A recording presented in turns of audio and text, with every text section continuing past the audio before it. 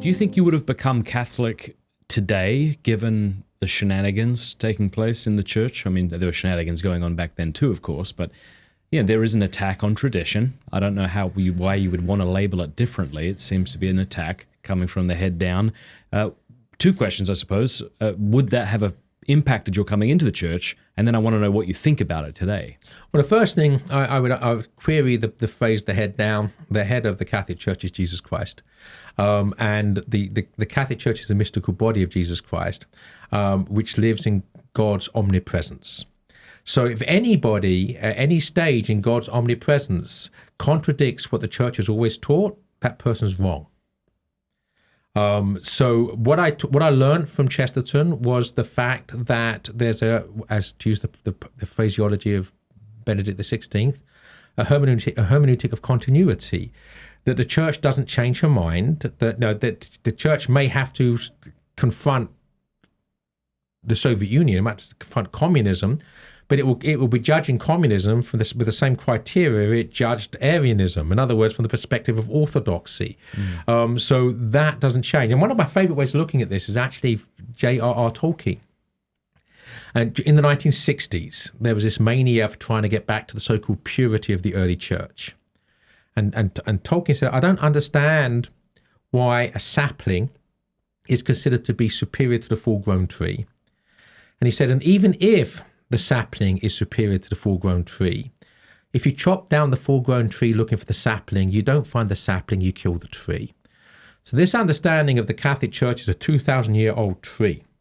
And Chesterton uses the same imagery. He says about tradition as the philosophy of the tree, and relativism as the philosophy of the cloud. Right? And these two rock-solid metaphors, that if you understand the mystical body of Christ as growing through the ages like a tree, then that tree is not going to be cut down because someone, at any particular moment in this history, tries to cut it down by teaching something other than what the church has always taught. And we should see people that are teaching the 21st century in the same way as teaching them in the 11th century or the 1st century. And there's been heresies that ripped the church apart in the past. They haven't ripped the church apart, by the way. They didn't rip the church apart. They ripped Christians apart. That were at least as damaging as what we see now, with the majority of bishops believing a heresy, as in the time of the Arians, right? And the gates of hell have never, ever prevailed. And we need to see all of those heresies in the present. In other words, in the light of God's omnipresence. This is not something that's developing. If we're not careful, we all become progressives.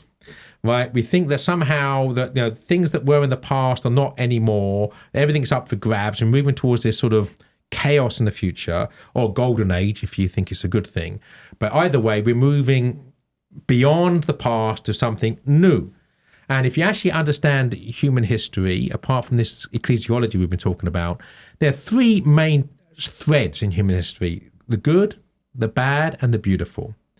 And Pope Benedict talked about this as well, but there were the saints who are always in the minority and usually largely powerless and usually being persecuted by the bad, who are usually the majority with nearly all the political power, that are motivated by political worldly